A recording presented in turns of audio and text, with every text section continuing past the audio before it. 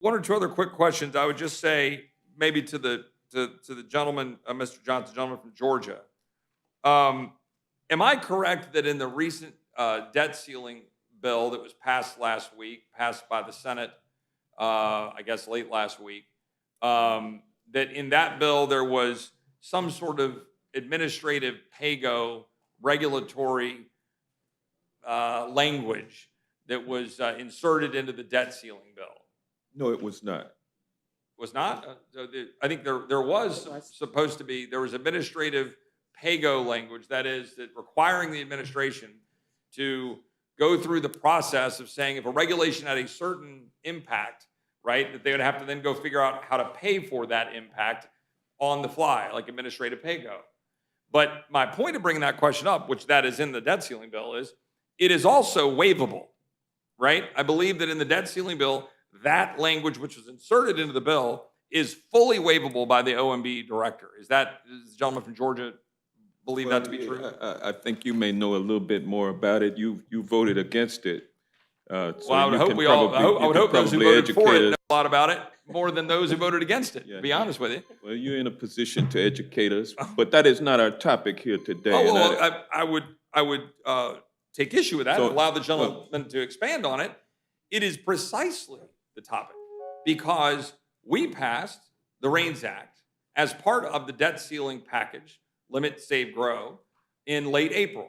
And in that REINS Act, we would have been able to constrain the Biden administration. However, last week, the debt ceiling, quote, deal, unquote, was cut. And Democrats at the other end of Pennsylvania Avenue demanded that we take out the REINS Act and insert instead administrative pay-go, which is, to the best of my understanding, fully waivable.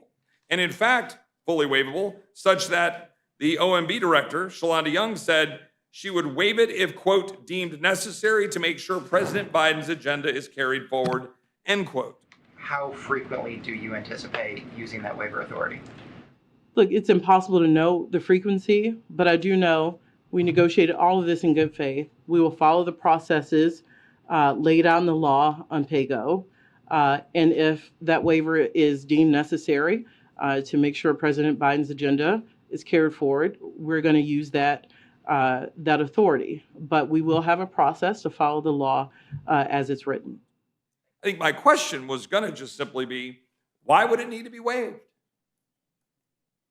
That'd be my question, but I'm not sure that the gentleman's expert on the subject.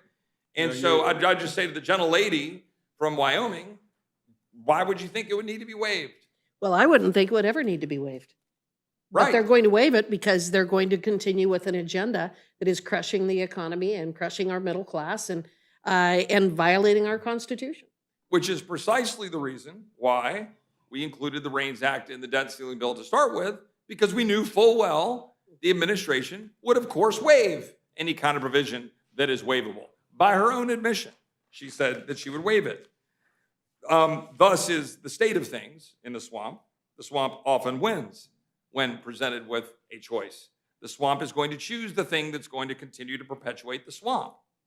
So therein lies the problem with that particular question. The second question is the student loan payoffs. I think it is correct, and I'd ask the gentleman from Georgia, that the student loan bailout provision, the provisions that are almost $500 billion, that those provisions that were removed from being in place under the debt ceiling bill that this House passed out in late April, that was removed at the demand of the White House and the acquiescence of the House. That was removed from the debt ceiling bill last week. Does the gentleman agree that the bailout for student loans is no longer in the debt ceiling bill? I'm not going to get into a discussion about the debt ceiling. That was a victory for the American people. It's something that has been passed, signed into law. I voted for it. You voted against it. You've got a axe to grind about it, and I can appreciate the fact that you would use this opportunity to do so. But I'm not in the position to engage you on that issue in this hearing. So the reason that I raised the question is not to dwell or refocus on the absurdity of the debt deal that was cut last week. It is rather to raise the point that you have an executive branch that made an executive decision, an administrative action, unlawfully, by the Well, way. an executive that- order that is was- different from an administrative. You had action Rule by the promulgation. executive branch. You had action by the executive Yeah, branch. that's Carried not the out. same as Carried out. as a regulation issued by a federal agency, and that's what we're talking about You, today. you have the executive branch carrying out by fiat from the other end of Pennsylvania Avenue through its agencies, enforced through its agencies, and through the rulemaking authority. You have them going through the process of canceling, getting rid of, forgiving, providing a bailout, whatever words we want to use, for almost $500 billion worth of student loans. Congress has And- authorized the administration to do that. So herein lies the great question. Herein lies the whole point. Who decides? And in this case, what we're saying is that bureaucrats in the executive branch decide without Congress speaking to the actual spending of $500 billion. And when we did speak to it, we pull it out, it's not there, and here we sit. And all we're trying to say is in this bill, in the REINS Act, which should have been passed last week in the debt ceiling bill, along with the student loan cancellation repeal, but neither were. And so now what we're saying is, can we at least protect against future abuse by the executive branch to say, hey, let's pass this bill, a bill which we all firmly expect not to pass the Senate, by the way. So it therefore becomes a messaging bill rather than using the debt ceiling to actually get it done, side note.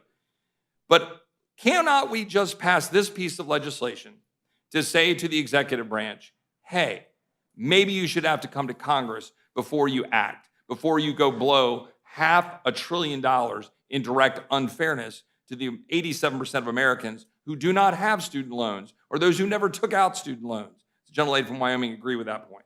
Well, I agree, absolutely. There is no circumstance under our Constitution where an executive branch by executive order or regulation should be able to adopt something that would have an impact of $500 billion without coming to Congress. It's absolutely unconstitutional.